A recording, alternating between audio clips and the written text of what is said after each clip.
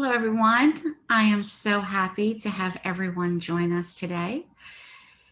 You have the opportunity today to hear a little bit more about GitLab Ultimate. I couldn't be more happy to have Matthew Duran, let me get this right, Principal Site Reliability Engineer at KnowBe4, to have us share his story. And we have our Senior Solutions Architect, Reb, who will be driving us through the demo as promised. A few housekeeping things just to start us off today. If you would please keep yourselves on mute during the presentations. However, that doesn't mean that you don't get a chance to ask questions. Our speakers love questions, and if you would like, please put them in the chat box, and I will be sure to have each question answered before the end of this call. So without further ado, Matthew, I'm going to hand it over to you, and everyone enjoy. Awesome. Thank you so much, Jenny. Like she said, my name is Matt Duran. I'm a Principal Site Reliability Engineer at KnowBe4. And let me go ahead and share my presentation here. So for those of you guys don't know about KnowBe4, we are a cybersecurity company. We're a company that sends you those phishing links that you get maybe from your IT department that you've taken all this training on not to click. And we provide an avenue for companies to better train their employees to be the human firewall, the last layer of defense between maybe what would be a breach, and hopefully train them and help them better know how to respond to security threats that are in the workplace. For myself, just tell you a little bit about myself. I'm a guy with a lot of different hobbies. I like 3D printing. You can see the guitars here in the background. I've been playing for about 15, 18 years.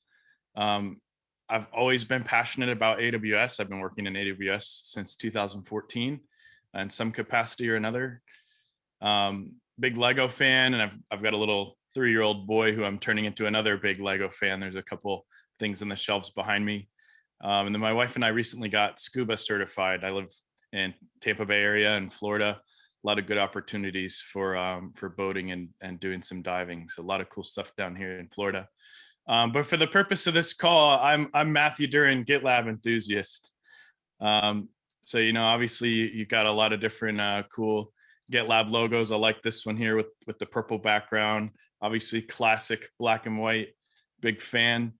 Nice little textile stained glass version, and then the gradient.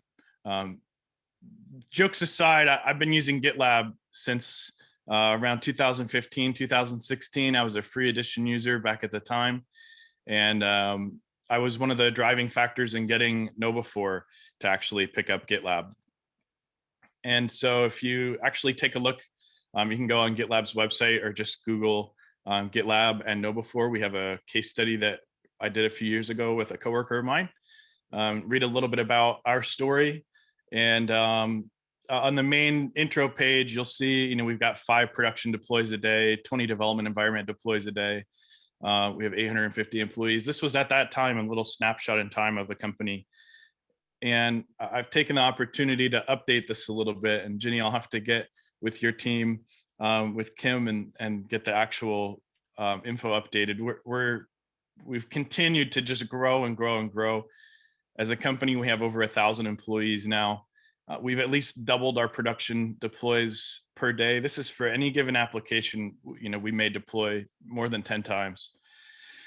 And then across different development environments, we're deploying constantly. Most of those 50 plus deploys that I've listed here are between normal US East business hours, so roughly 8 to 6, about a 10-hour span, where we're deploying 5, 10, even more times an hour. So it's just been incredible to see the growth that we've had using GitLab in that relatively short amount of time, maybe a year and a half. So I wanted to kick us right off and actually dive deep in here into a couple topics within GitLab, especially within the CI portion of GitLab, that I'm very passionate about. And hopefully you can see this screen. If not, I'm sure we provide these slides or something afterwards.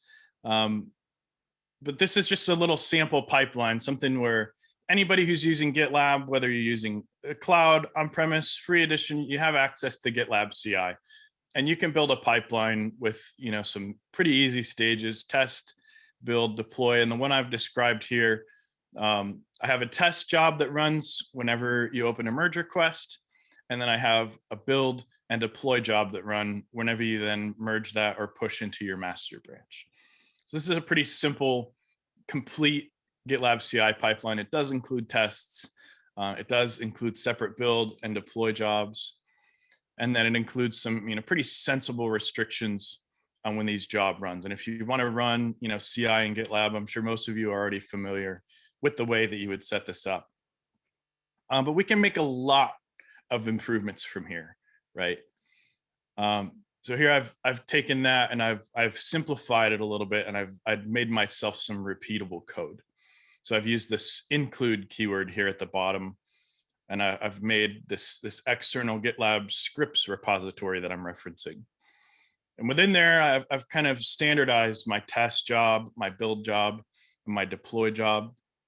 And now I can take those, and assuming I have some .test, .build, and .deploy jobs described in those other files that are included, I now don't have to include all of those pieces I included in the last slide. I don't have to restrict where these jobs are running. All I've really needed to define at this point is what stage are these jobs running into, and what variables am I going to use. For example, in production, I might have a specific set of environment variables that I need to pass into that deploy or into my build. And all of this, again, is pretty much free edition. We can kind of take this and make it even more abstract and come up with a really, really clean pipeline. And this is one of the things I wanted to show you guys today, is how simple GitLab makes it to actually run test jobs, and then how that extends itself into some of the ultimate level features, just how easy it is to get this configured. So here I've got a really optimized pipeline. I have all these upstream scripts that I'm using. So in my actual project repository, I really just have to include some of these standards that I've designed.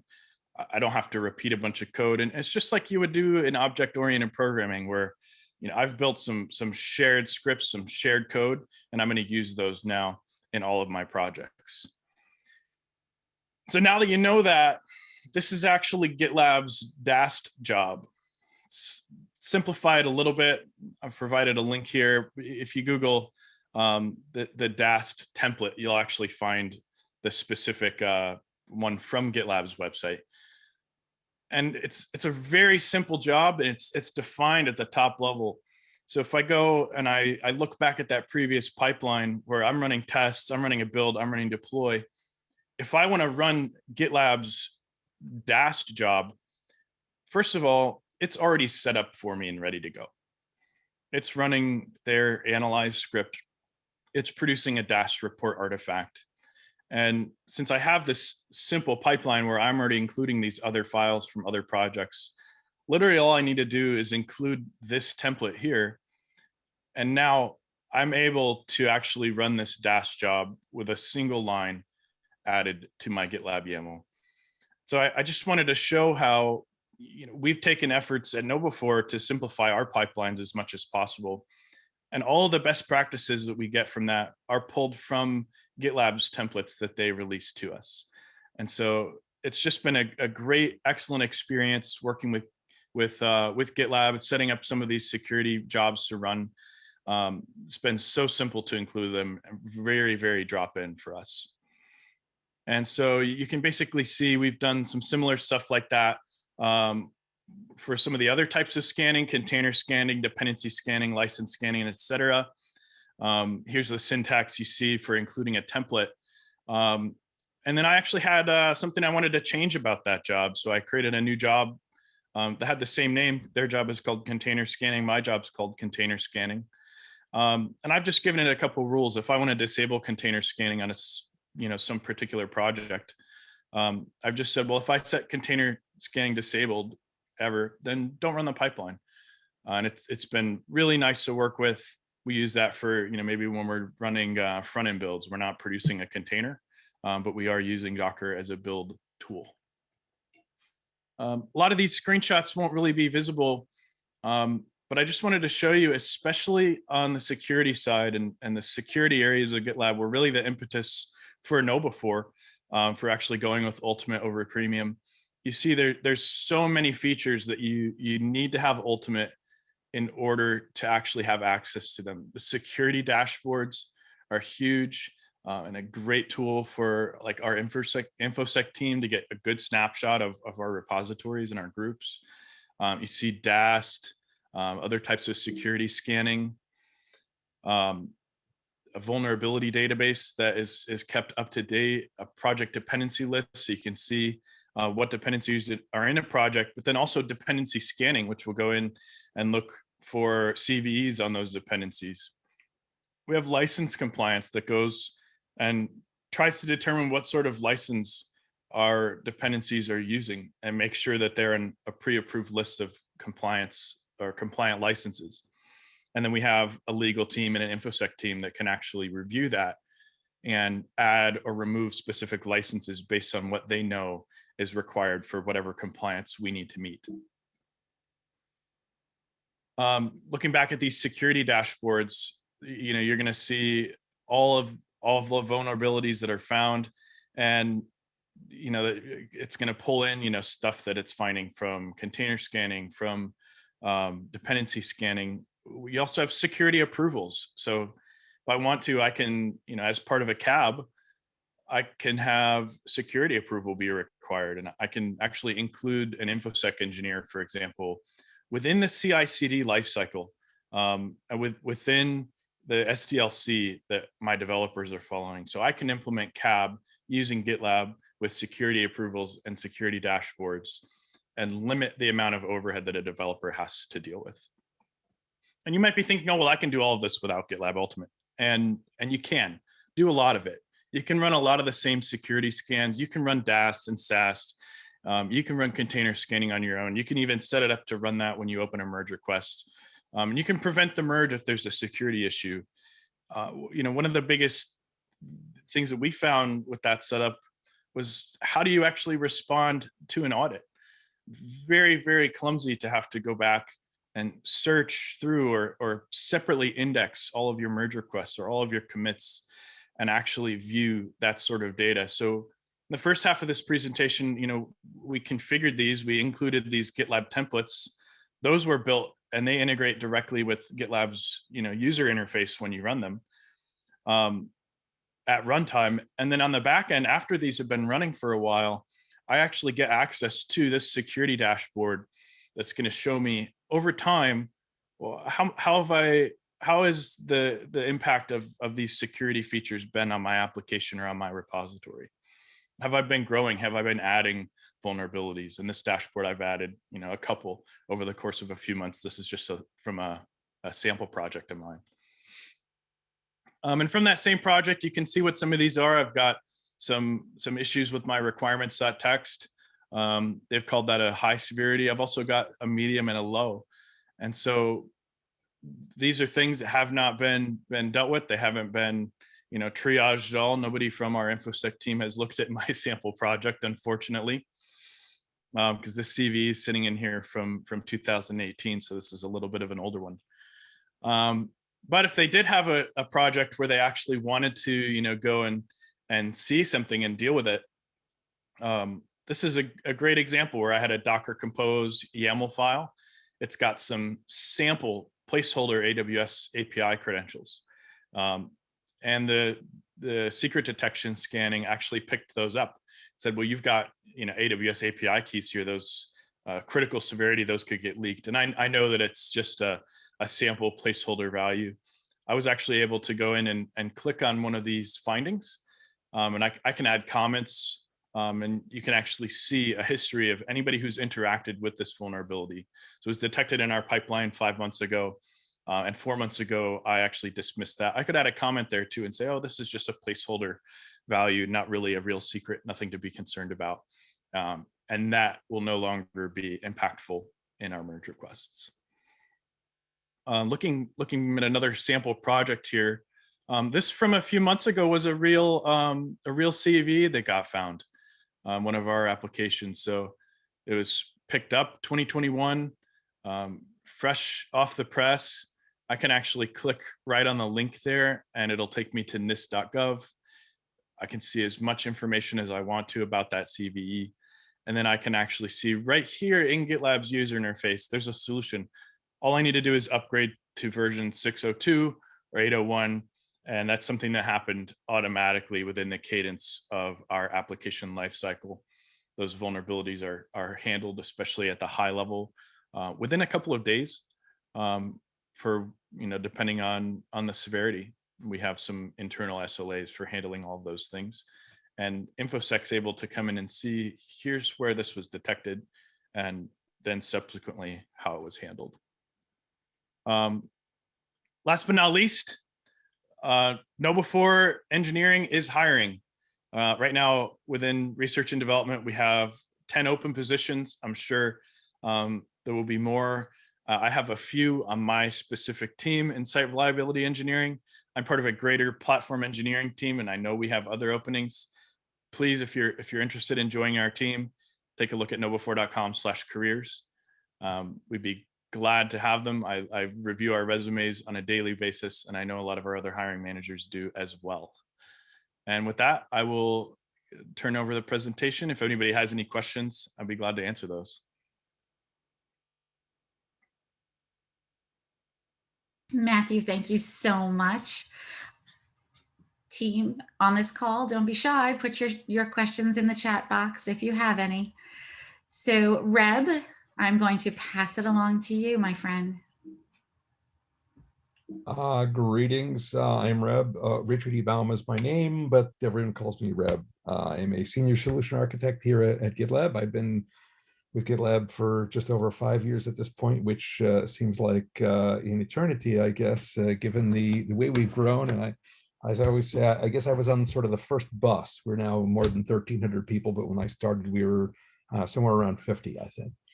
I'm also the GitLab Bacon ambassador, which is another amusing thing, but if you're offended by that, I apologize. If you like bacon, well, I make my own, and that's one of the things that I do. I also like playing with Lego, which I think Matthew alluded to, and I'm attempting to learn the ukulele. I'm not having a good time of it, but YouTube is pretty good for that. Bought a ukulele when I was in Hawaii a while back, and trying to find some time while stuck at home to use it. Anyway, but that's not why you're here today. You're here to hopefully hear all about GitLab. Let me share my screen here, and I will show you a few things about GitLab Premium to Ultimate. I hope I'm sharing the right screen. There we go. Okay, so without further ado, let's just talk about what we're going to cover here. I've got 2 slides. This is number 2. If you've got questions, farm them out to Ginny in the chat, and as appropriate, we can either answer them in the middle or at the end. So just a couple of things we're going to cover. Some of this stuff is sort of the same as what Matthew covered, but we're going to show you sort of live data on here. So we're going to talk about security scanning, some dashboards and security events. We within GitLab have a compliance dashboard. We'll look at that a bit. The custom compliance framework, which has been arriving over the last few releases and is now here in GitLab 13.11, I believe it is. Which was released a couple of weeks ago. Then we'll talk a little bit about Plan. There are some multi-level epics and such within Plan that are ultimate type things. And lastly, if we have some questions and answers, hopefully you'll have some questions, and then hopefully I will have some relevant answers. Hopefully that also works well for everybody. We've got about 30 minutes to accomplish all that. So why don't we get started? So jumping right in, GitLab has a security dashboard, and I'm going to show you first here. We're going to look at what I always think is the best place to look at data from GitLab if you want to see a lot of stuff that really shows you some meaningful things. So if I show you a security dashboard for some small project, a group of projects, there's not a lot of stuff there. This is GitLab.com, showing the GitLab project itself. As I hope you know, GitLab is an open source project, and so all of our stuff is available, including security dashboards and such, to show you what kind of things we have. And you can see project security status. We've got A through F. We got an awful lot of stuff labeled F, but if you look at these things, these are mostly demos and other things that happen to be under that giant umbrella of things. And these are all easily drilled down into to figure out, what on earth is there inside here. So if I, for example, look at this first one, you can see in this particular project, we've got a huge range of data of critical, high, medium, et cetera, vulnerabilities that we have found over the course of time. And this is somebody doing some testing and such. Go back over here, and we can see that we can list these things over 30, 60, 90 days, et cetera. And it's quite nice to be able to sort of have projects graded based on how many of these things there are. Oftentimes, we're dealing with developers, and developers are happy to look at things on an individual project basis. But with GitLab, you can have projects exist in groups, and those groups can exist in other groups and such. So what we're looking at here is a really high level of things. So for example, when I look at any of these projects, you can see they're all in gitlab.org, but there are different groups and other things that they exist in. So part of what we give you as part of GitLab Ultimate, in addition to the security, is all the ways to manage these things and have sort of the 50,000-foot view of what these all look like. All right, let's go and take a quick peek at the next tab over here, the vulnerability report. And again, this is on gitlab.com. This is sort of the same data, but it's broken down differently. And if I look here, for example, I have various different criticalities, high, medium, low, et cetera, information, and ones that we don't know anything about. And I mean, when you have 100,000 low vulnerabilities, that's, we got an awful lot of data here. But again, we're looking at a large number of projects here. If you take a quick peek on the left, there are 2,300 merge requests, 55,000 issues, et cetera. Now, we're going to go into some of the data in like this in one of my groups, because this is on gitlab.com for the GitLab org project. And as a lowly person in sales here, technical guy in sales, I can look at this, but I don't want to make any changes here. But we'll be able to drill down better and make some changes if we want in just a moment. I just want to point out that within this dashboard, right, we can, vulnerability report, we can say, for example, I only want to see things that have a medium level of security, et cetera. And we can sort them in various different ways. Now it's going through an awful lot of data here. Also, I could tell it, for example, we have a number of different scanners. So here are all the different scanners that come as part of the GitLab security offering. And if these are not enough, or you wish to provide your own, there are ways to plug your own in as well. So let's take a quick peek at something where we have a little less data and we actually have the ability to write and look at things. And just reload this. This is within a project of mine. Oh, I'm sorry, this is not that. Here we go. Here's the one in my own project. Ended up with an extra little tab there. So if you look, GitLab always tells you where you are within the UI, right? So my top level group is called Rebbe. I have some stuff for demonstration purposes, and there's another subgroup there called Demo. And within that, I have, in this case, a single project called Simple Notes, which one of my colleagues wrote. We're not going to actually use the application, but we can see how things in the application might have been determined to be vulnerable, right? So we have the same sort of dashboard that we had at the very top level, only this time it's really focused down on just this particular project.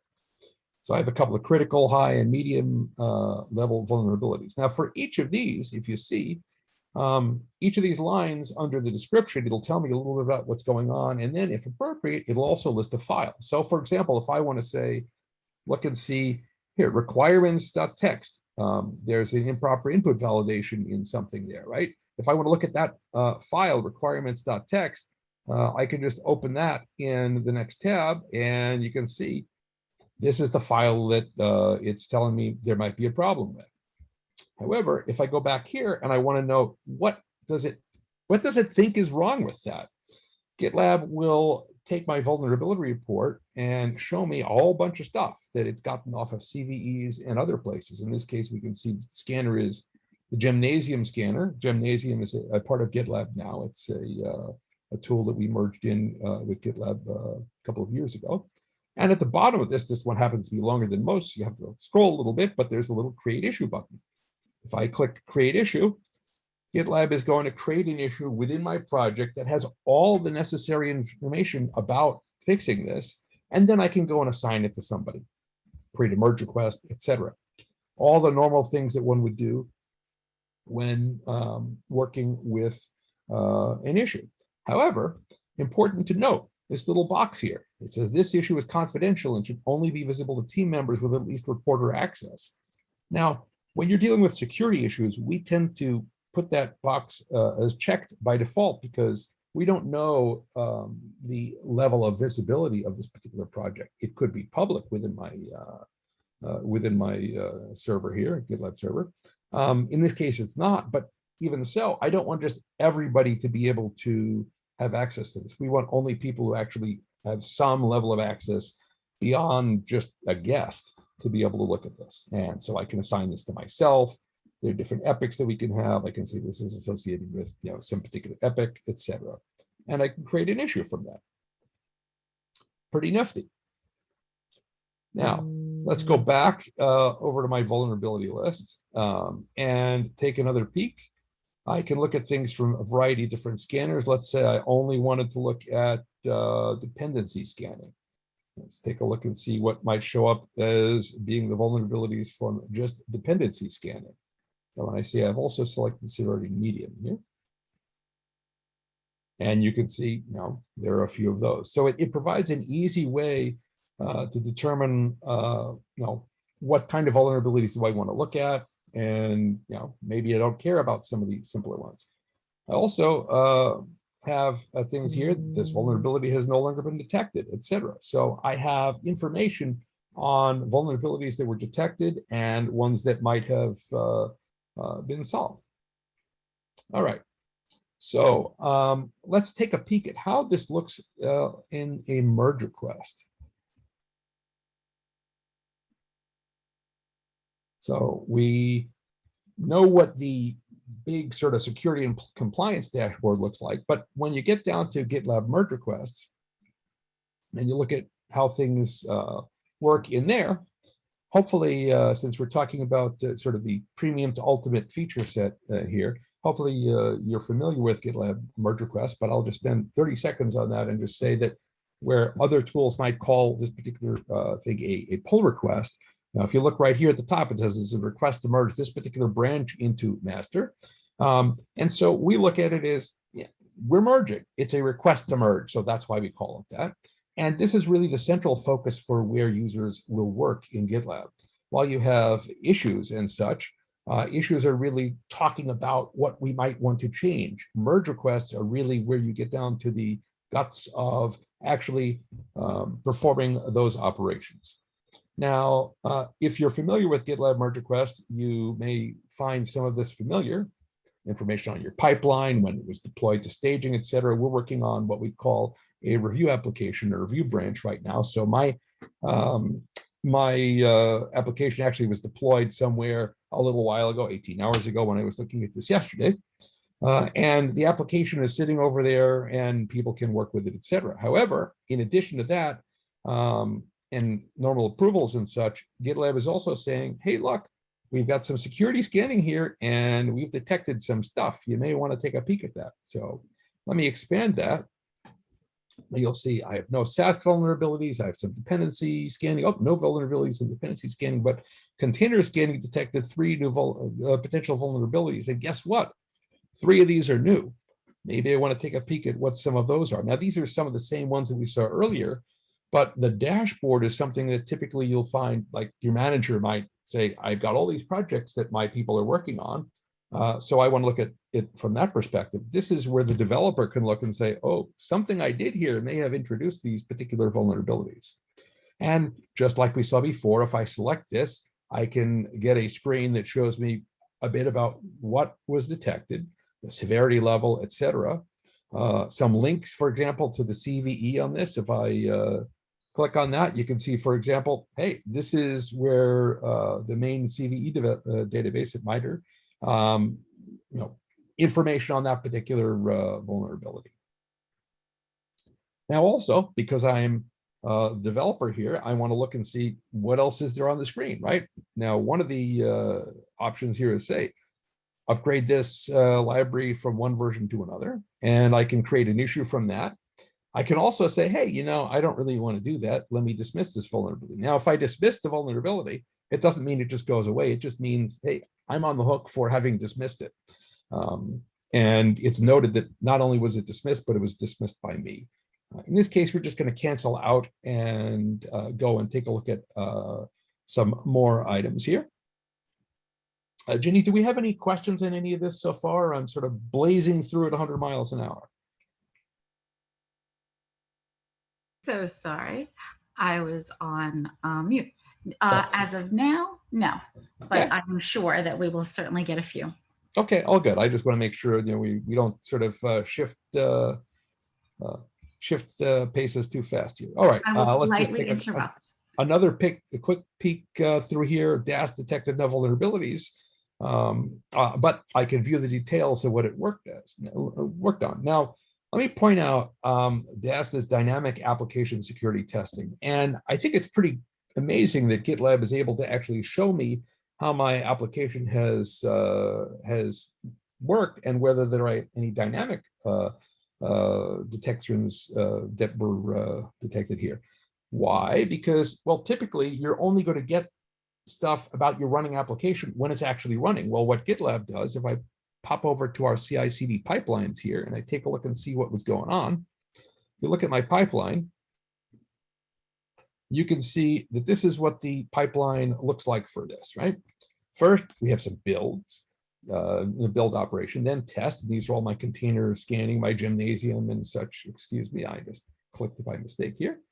Gymnasium and other tests. Then I deployed it to staging, right? And so it said, hey, 18 hours ago, it deployed to staging. But the next one here is DAST. And how does that work? Well, because we're deploying it into a staging environment in this case, and if I was just working on a private branch, it would show that perhaps as a review branch as well, in a review environment. After we deploy it there, and it's not yet in production, we can still run some tests on it. And so that's where my dynamic scan was coming from. Now, these are the fact that you can do a dynamic scan is not an ultimate feature, but I just wanted to point out that that's what was going on. And the dynamic test, which is the ultimate feature, is something that we can report on. And it showed me all the URLs that it went to, et cetera. All right. So with that in mind, let's talk a bit about compliance. Okay. Now, GitLab has a compliance dashboard. And if I take a look at the compliance dashboard within my application here, you'll note that it lists a whole bunch of things here, right? What are those? Well, compliance dashboard really says, show me where people may have violated some of our procedures. So for example, down here, Mr. Smith made a change. The approval status is a red X, fails to adhere to separation of duties. And if I select that, it'll tell me something about different kinds of separation of duties, excuse me.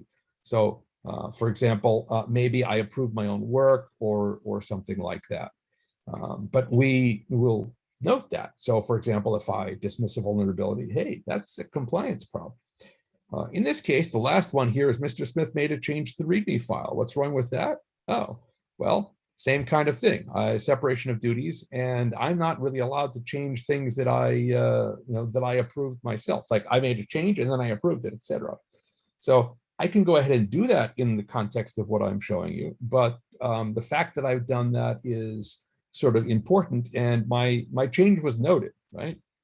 Now there's some other things in here. This is a similar merge request, and I, as user Reb, if you look in the upper right-hand corner, I'm user Reb, as opposed to user Mr. Smith, who made these changes. Here's the little icon for Mr. Smith, and I can say, Mr. Smith, why did you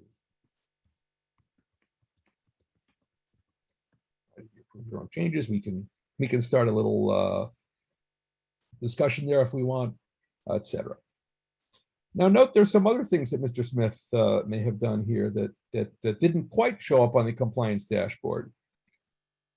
Here, Mr. Smith said, hey, I fixed up the requirements so my code will work properly. I forced a few versions of libraries.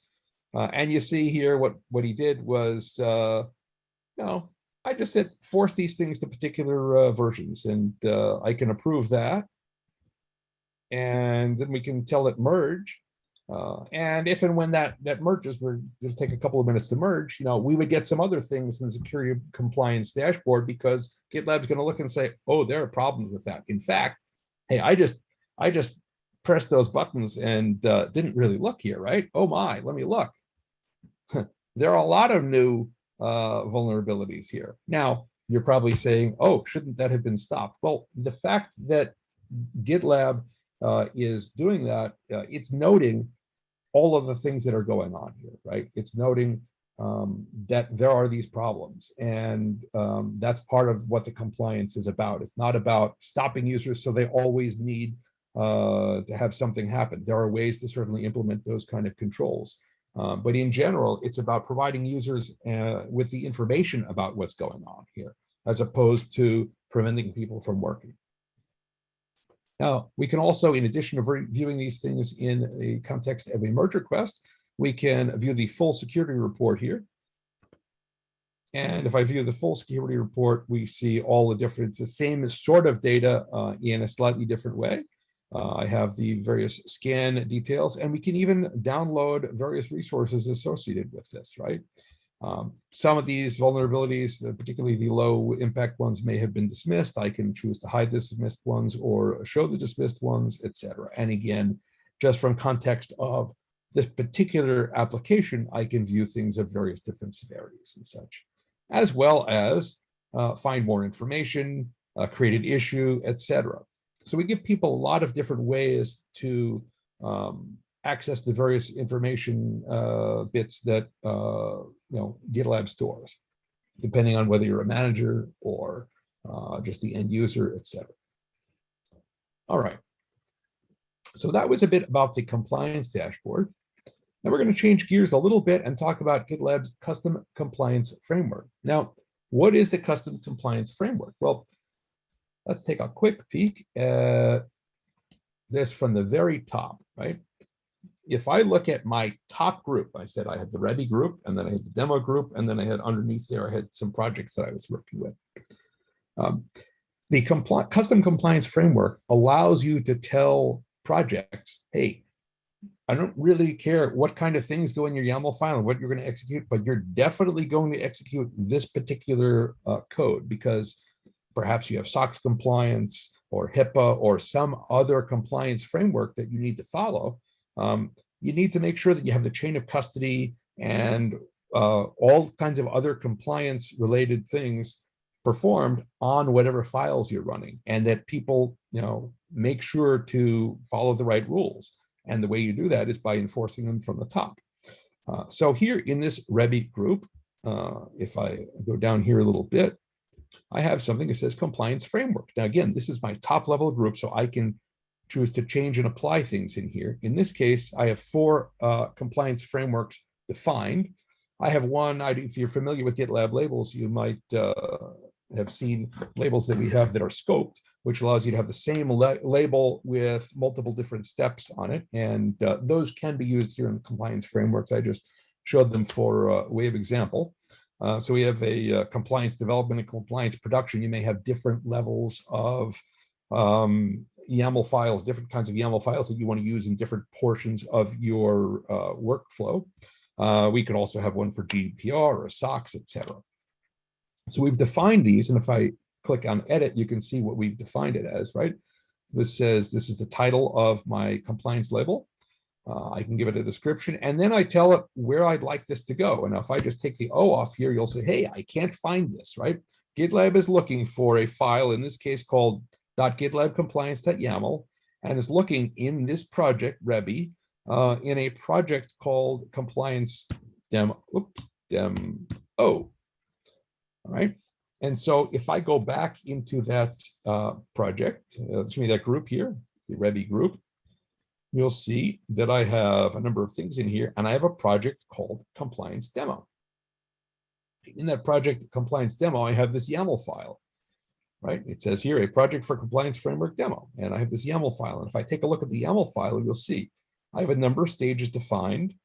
I have some variables defined, and in this case, it's just designed to bring up something within our YAML and do an exit. But if I had anything that I really needed to put here, I can put that in the script. This is just like any other GitLab YAML file, except that the user and the people who are actually running stuff in the projects below this, right? Because this isn't my top level group, those users have no ability to change any of this. So if I go and take a peek at what's going on within this, let's go and take a peek at a project in here. So if I go to the Rebby group, and under here I have a demo, and I have my simply with compliance framework. This is actually the same project we were working on before, but with the compliance framework. You can see I have, in this case, a GitLab CI YAML. And in this CI YAML file, I have a couple of stages, build, test, and deploy. And within these stages, I have a couple of jobs defined. But let's go take a look at what is going on in my CI/CD pipelines. If I go into my CI/CD pipelines and I take a look at the last one that ran, you see, whoa, I don't have just those three things that I have defined locally. I have pre-compliance, build, test, pre-deploy compliance, and I have a post-compliance. And so I was able to force those additional stages into this pipeline by way of telling GitLab, hey, this thing needs to follow that particular compliance framework, and that framework added those three steps. Now, if I look at my project overview, I guess I was remiss because I did not look at the project overview here. You can take a look at in the project overview. This has already been labeled with it's using the custom compliance framework for development, in this case, that I had defined earlier. All right. So I think I showed you all of those things. The last thing that I would like to show off here is, let me just close a couple of these windows. The last thing I'd like to show you is a little bit about GitLab Plan and epics and such. So we're going to go take a shift left here and go back to gitlab.org, the GitLab project itself, and just show you just a little bit about this. We have some milestones defined, and then some epics, but what exists in Ultimate that doesn't exist in the lower tiers of GitLab is really the multi-level epics. So if I look at here, this epic for editor group headquarters, that says it's got 199 child epics, and I have one of these things already loaded up here. Oops, actually, let's not take a look at that one. Let's just click on this one, what the heck. If I open this up, and I see there are 199 child epics in there, and under those epics are some of these other epics, and under those epics are more. And this allows you to have data just sort of bubble all the way to the top with regard to how do all of my different epics of whatever projects I'm working on and such, how do they all fit within the roadmap? And then, of course, underneath all of these, there are underlying issues. And some of these have more issues and such than others. We can just go take a quick peek at one of them. Actually, I've chosen, let's just choose this one, create editor. I have no idea what this is. We have so much stuff in here. And again, this is just an epic that has underneath it a few issues underneath it. So So that's sort of how that rolls up. So if you've used epics, I'm sure you can imagine that having multiple levels of epics is really helpful. One last thing that I wanted to show before we get to some questions is, for example, our latest or last release, which was 13.11, the milestones for that. I don't know how many people are using milestones, but just if you have a lot of data, it makes something nice to show off. And if you're not using milestones and such, this is just an example of the burn down and burn up charts for this based on either issues or issue weight and such. And then I can look and view these things on a milestone dashboard and such. So I'm happy to answer whatever questions people might have on any of this. I'll stop sharing my screen for a minute in case anybody has questions. Feel free to ask. And I guess Jeannie has a list of them. Yep. Whatever there might be. And then we can come back to whatever screens we need to. Yeah, absolutely. So Reb, there is a question. Does Ultimate support rules to forbid merges based on SAST and DAS and DAST results of certain thresholds? Yes, you can. Is that for Matthew or for you? Okay. I'm sorry? I didn't know if that was for Matthew or for you, but if Matthew would like to answer that. Matthew has I suppose real production and practical input on this. I'm not sure what Matthew has used in any of these. Yeah, no, it does. And basically, if GitLab detects, I believe like a high or critical level of vulnerability, you can make it so that there's a specific group of individuals that will have to approve that before it will merge. Is that fully complete, Reb? Yes, exactly. And so there are certainly ways to do that. One of the things I didn't show, maybe I could show real quick in here. I know I have to share my screen. One sec. And while Reb's doing that, I did for you, Kevin, drop a link to GitLab's documentation where you can find more information about that specifically. Oops, I'm looking at a demo. I need to be looking at my actual project here. So within a project, just one sec, let me open this up.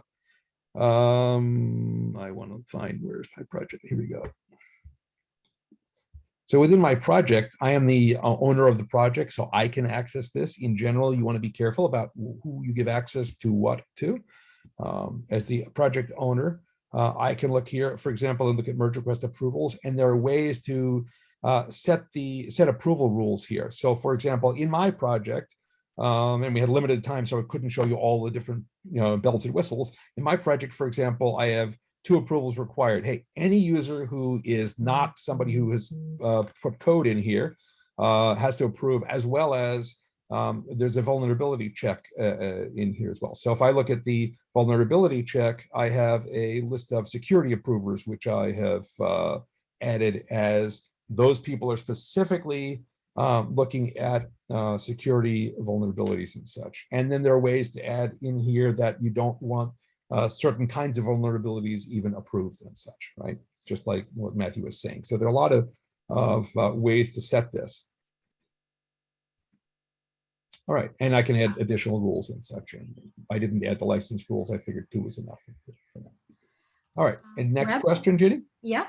How easy is it to use the GitLab security features? How easy to use security features. Actually, the security features are really pretty darn easy to use. I mean, I'll say my piece and see what Matthew has to say. The easiest thing is we've got something called Auto DevOps, which looks at whatever's in your repository and says, hey, I know how to build that, and I know how to deploy that, and makes certain assumptions and deploys things with some base ways of doing it, right? But you can change those. And one of the nifty things you can do with that is if you go and tell GitLab, hey, I want to have a new file. So for example, if I want to tell, let me share my screen again. I guess I probably shouldn't have stopped sharing.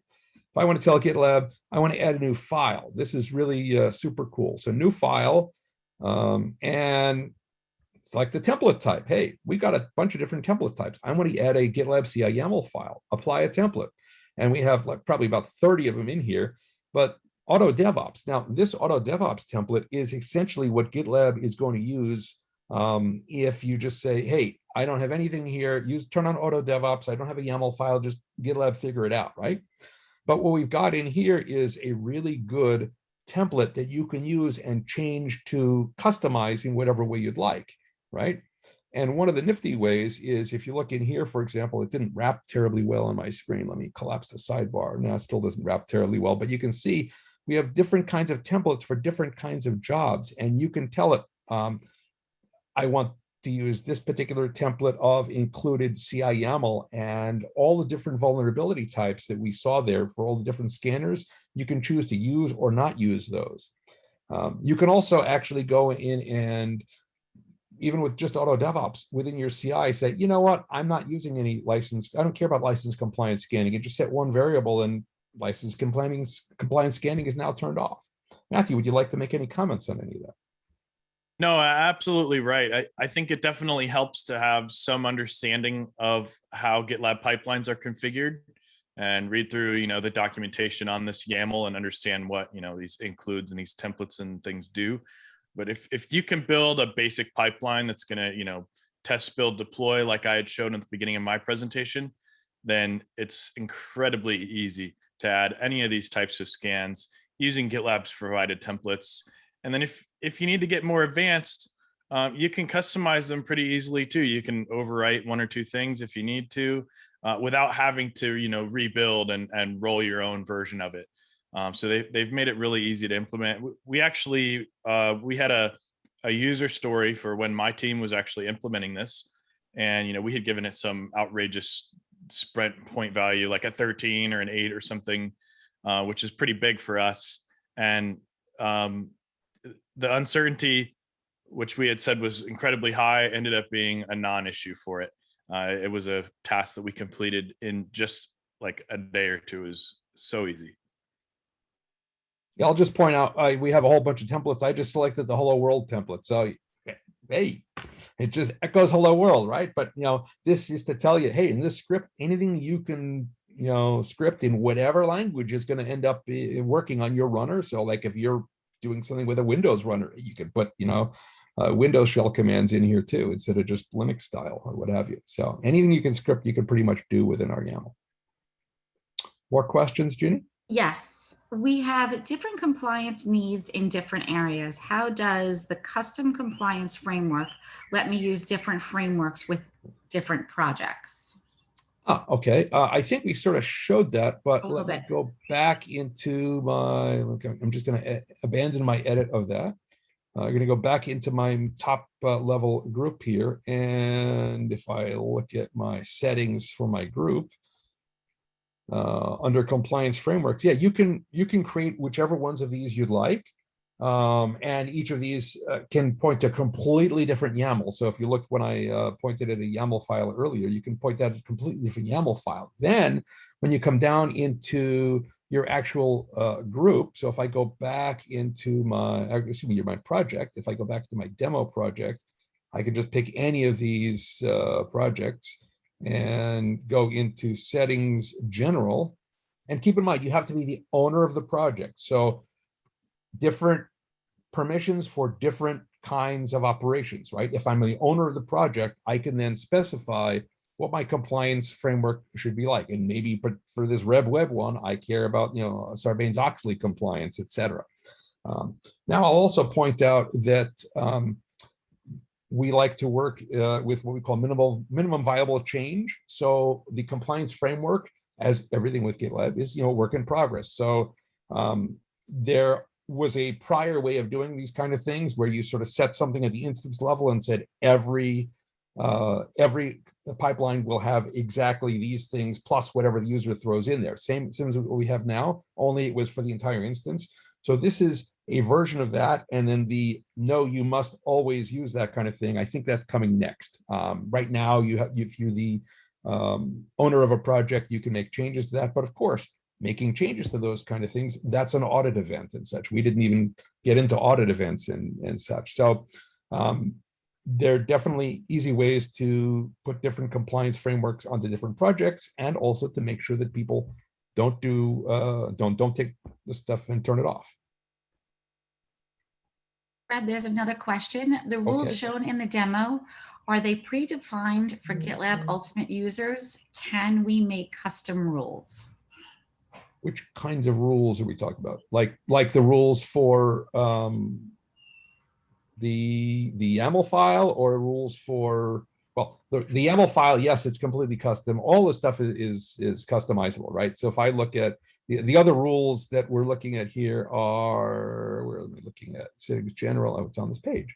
How do you like that? So now we're on a different project that we were on before. So my merge request approval rules are not here that I had before, right? So you can add approval rules. If you're talking about merge request approval rules, you can add ones, and essentially you can give it a name and tell it what branch, if any, that you want, and how many are there, how many rules are here, etc. Some of the ones that we have sort of predefined vulnerability check and stuff, have they're pre-canned because we think that that's probably a good thing to suggest that people put in. But when I say, for example, add approvers, I can list, and I have a lot of different things that I might want to be able to do here. So I could say merge request approvers, and if I had a group that matched that, GitLab would look and find that and fill it in. So these are able to be applied individually within your project. Now, keep in mind that you don't have to always go into each project and make all these changes. We have a lot of templating that we didn't have time to talk about in here.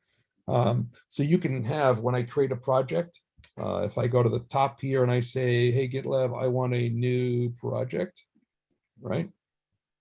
And GitLab will say, great, you want a new project? You can create it from a template. I don't know what templates we have in here that I have, but we have sort of some built-in ones. So we have all these different kinds of templates, and you can preview them from this different menu as well. And you can have group level templates and instance level templates as well.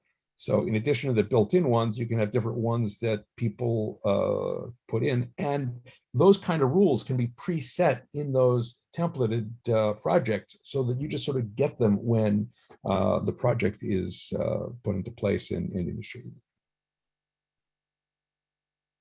Okay, thank you so much, Reb. I don't see any other questions. Well, those are pretty good ones. So thank you to everybody, and thank you, Matthew, for assisting in answering them. Yes, Matthew, thank you so much. We really appreciate your time. I appreciate everyone who joined today. Reb, thank you as always. And I hope the rest of you enjoy your week. And we look forward to speaking to you again soon. All right. Thanks, everyone. Take care, everyone. Thank you, guys. Bye.